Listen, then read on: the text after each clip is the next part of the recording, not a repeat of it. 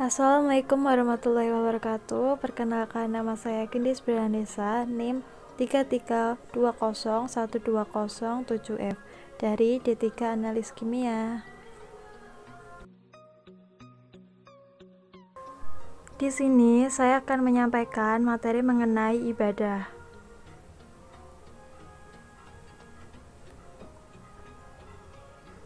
Pengertian ibadah.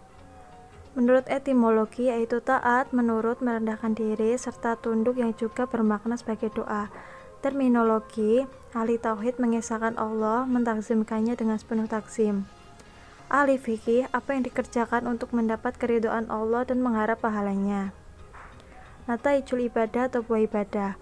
Allah telah menetapkan tujuan penciptaan manusia dan jin, yaitu untuk beribadah kepadanya. Menurut surat Az-Zariyat ayat 56.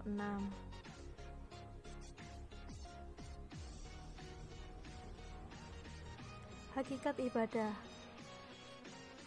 Ibnu At-Tamiyah berkata, mana ashal dari kata ibadah adalah tunduk.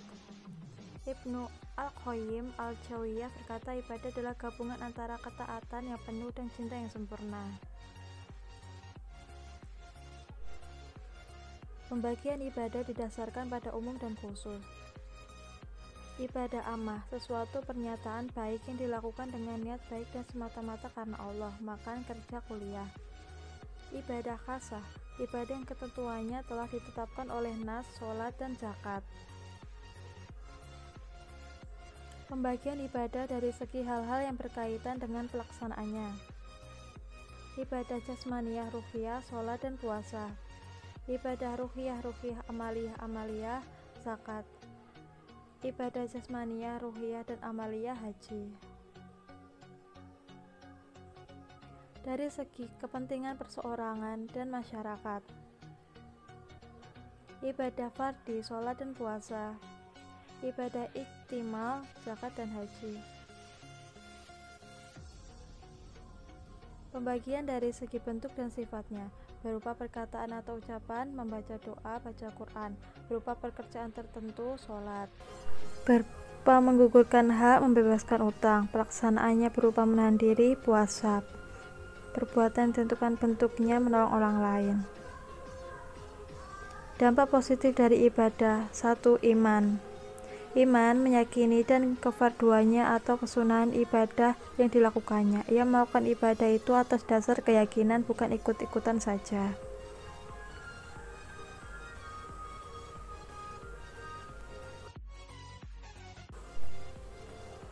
Islam menyerahkan diri kepada Allah dalam beribadah seperti orang tawanan perang yang ditawan oleh musuh. Ihsan. Ini merupakan kualitas amal ibadah. Rasul menggambarkannya, yang artinya engkau menyembah Allah seakan engkau melihatnya. Kalau engkau tidak dapat melihatnya, maka sesungguhnya Dia melihatmu. Hadis riwayat Bukhari. Tunduk, tempat yang rendah di bumi, tempat yang tenang di bumi. Ia seperti air tawar yang dijumpai sang musafir yang haus dan memerlukan ketika ia sampai di tempat minum yang pertama, lalu ia meminumnya untuk menghilangkan dahaga. Tawakal pada hakikatnya adalah kondisi yang tersusun dari berbagai macam unsur yang tidak sempurna hakikat tawakal kecuali dengannya. Satu tingkat pertama, ma'rifiyah, isbat, kekokohan, bertumbuh dan bersandar kepada Allah. Cinta. Orang beriman itu sangat amat cinta kepada Allah. Ibadah dengan penuh cinta akan terasa indah dan nikmat. Ibadah menjadi suatu yang dirindukan. Raja adalah percaya kepada kemurahan Allah. Tanda-tanda raja yang benar adalah melakukan ketaatan yang baik.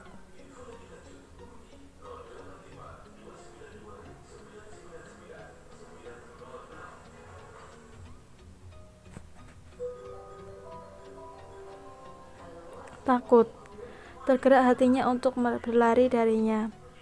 Sifat orang yang mukmin. Secara umum, khauf yang disertai ma'rifiyah tentang siapa yang ditakuti. Sifat para ulama yang arif bersungguh-sungguh lari dari sesuatu yang dibenci.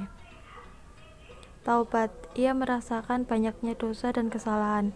Ia beribadah untuk kembali bertemu dengan Robnya, memohon ampunannya. Ia tidak ingin ditinggal sendiri oleh Robnya atau diasingkan olehnya.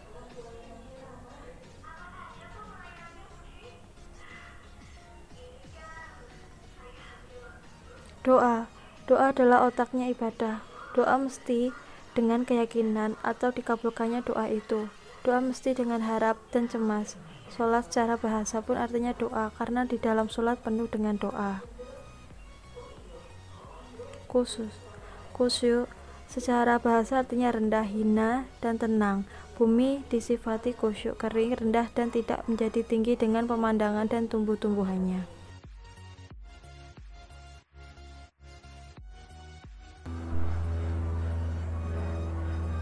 Hasilnya adalah takwa. Jika kita sudah benar di dalam beribadah, maka ibadah kita akan menuai hasil, yaitu takwa. Sekian materi dari saya. Terima kasih sudah menyaksikan. Wassalamualaikum warahmatullahi wabarakatuh.